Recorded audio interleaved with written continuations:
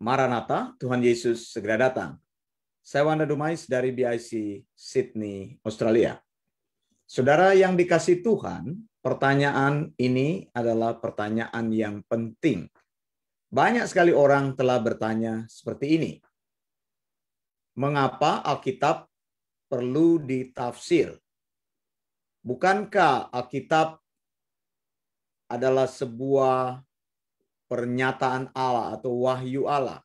Dan kalau Allah berbicara tersebut seperti itu, maka biarkanlah firman Allah berbicara apa adanya.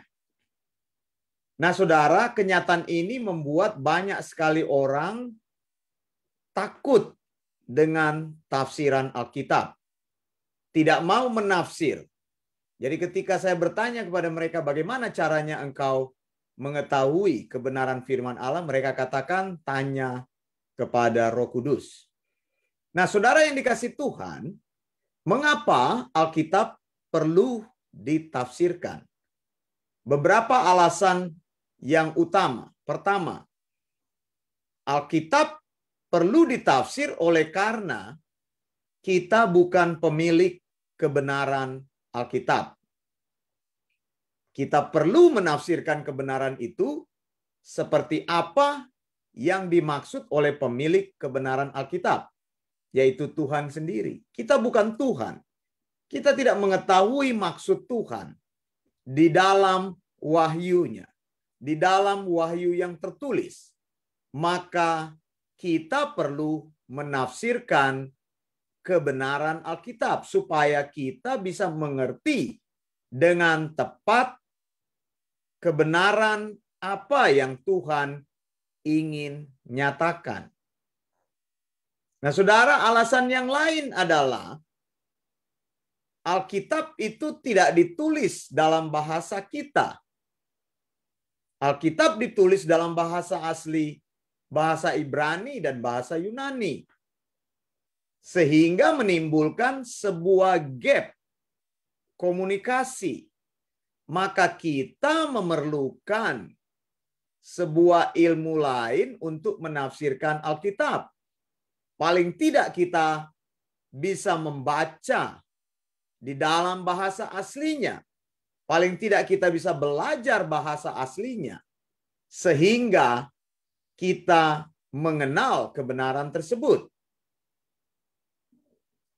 Mengapa Alkitab perlu ditafsirkan? Alasan yang lainnya adalah karena kita ingin mengetahui ajaran Alkitab dengan jelas dan dengan detail. Dan juga saudara, alasan lain lagi yang ingin saya kutipkan adalah Alkitab sendiri menyuruh kita menafsirkan kebenaran Alkitab sehingga pesan-pesan yang ada di dalamnya dapat dikomunikasikan dengan jelas, tepat, dan detail. Salah satu contoh yang ingin saya sampaikan, bagaimana menafsirkan Yohanes 3 ayat ke-16. Firman Tuhan berbunyi seperti ini.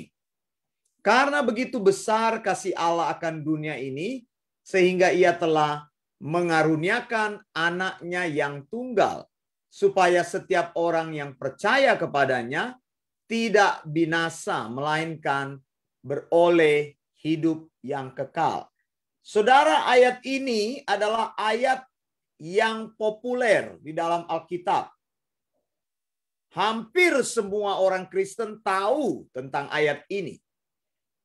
Dan banyak hamba Tuhan sudah mengkhotbahkan ayat ini. Ayat ini menjadi ayat hafalan yang sangat favorit bagi orang percaya. Bagaimana caranya kita menafsirkan ayat ini? Memang dituliskan Yohanes 3 ayat 16, karena begitu besar kasih Allah akan dunia ini, sehingga ia telah mengaruniakan anaknya yang tunggal, supaya setiap orang yang percaya kepadanya tidak binasa, melainkan beroleh hidup yang kekal. Yang perlu kita lakukan adalah melakukan eksegesis terhadap ayat ini. Membiarkan ayat ini berbicara kepada kita apa adanya, lalu berusaha mengeluarkan kebenaran-kebenaran utama Alkitab yang namanya eksegesis, sehingga akan menghasilkan sebuah kebenaran atau sound doktrin yang indah. Eksegesis itu bukan hanya kata-kata bahwa engkau tahu melakukan eksegesis. Eksegesis itu adalah sebuah praktek dari ilmu yang disebut dengan hermeneutik, menafsir Alkitab, biblical hermeneutics. Begitu. Jadi kita melakukan eksegesis, mencoba memahami kebenaran apa yang Tuhan bicarakan di dalam firman-Nya, bukan melakukan eisegesis. Eisegesis itu memasukkan asumsi pikiran kita, ide-ide kita ke dalam ayat Alkitab. Karena kita pikir, oh gampang ini.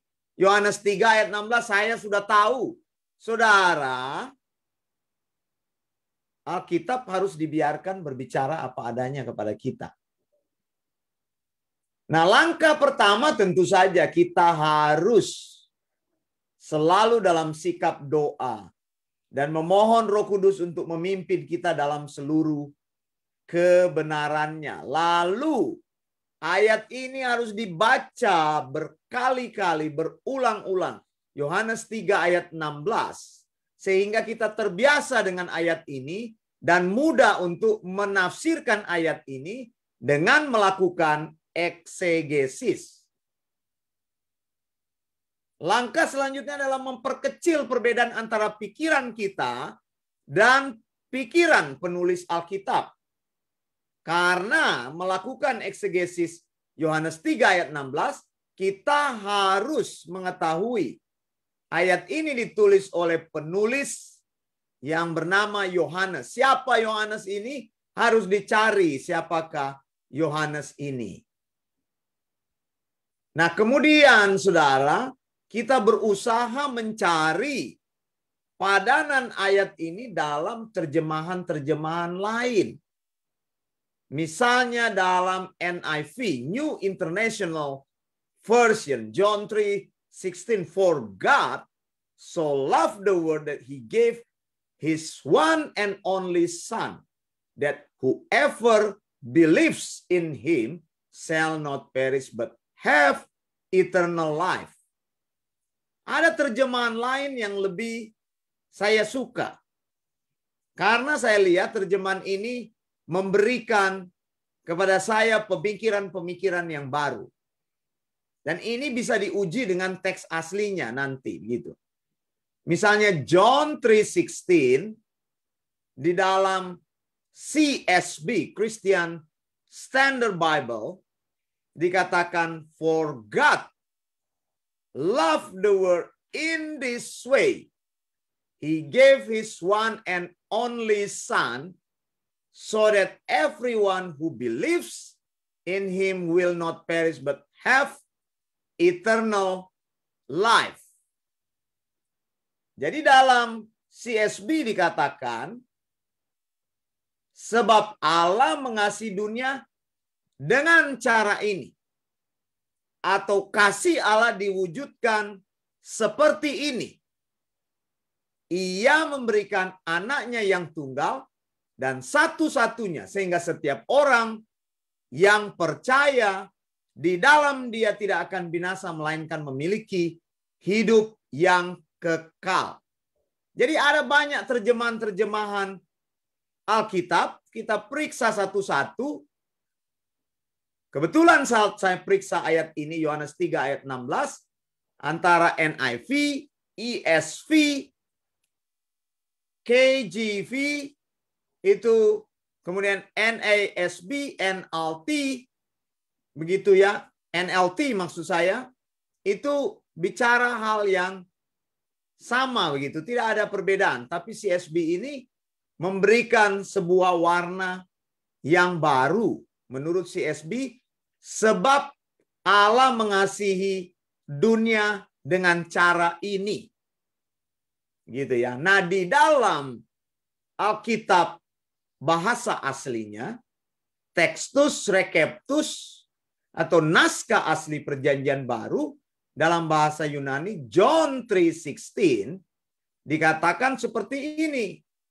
Hotos gar egapesen hoteos ton kosmon hote ton huyon auto ton monogene edoken hina pas ho pisteon eis auton me apoletai ala ekce soe ainon. Aionion maksud saya. Nah, saudara, dikatakan di dalam Alkitab, jadi menggunakan menggunakan bahasa asli Alkitab, yaitu Textus Receptus. Textus Receptus memulai dengan kata hotos. Hotos ini membuka ayat Yohanes 3 ayat 16. Dengan kata lain, hotos mau mengatakan bahwa inilah kesimpulannya. Begitu ya. Hotos gar egapesen. Jadi tadi CSB tadi terjemahannya bagus sekali. Begitu. Nah, setelah saya cek di sini dikatakan hotos gar egapesen. Jadi Alkitab memberikan kepada kita sebuah wawasan bahwa kesimpulannya adalah karena kasihnya Allah. Begitu. Yohanes 3 ayat 16 memberikan sebuah kebenaran yang sangat unik. Kesimpulannya. Kesimpulan dari apa? Bahwa Yohanes 3 ayat 16 itu adalah sebuah kesimpulan. Sebuah highlight. Sebuah kebenaran yang penting yang harus diketahui. Kebenaran apa? Nah, kita perlu membaca ayat-ayat yang sebelumnya. Mengapa ada kesimpulan? Ternyata dalam ayat-ayat sebelumnya, Yohanes 3 ayat 1 dan 2 bicara bahwa ada seorang Farisi yang bernama Nikodemus, pemimpin agama Yahudi, datang kepada Yesus pada waktu malam.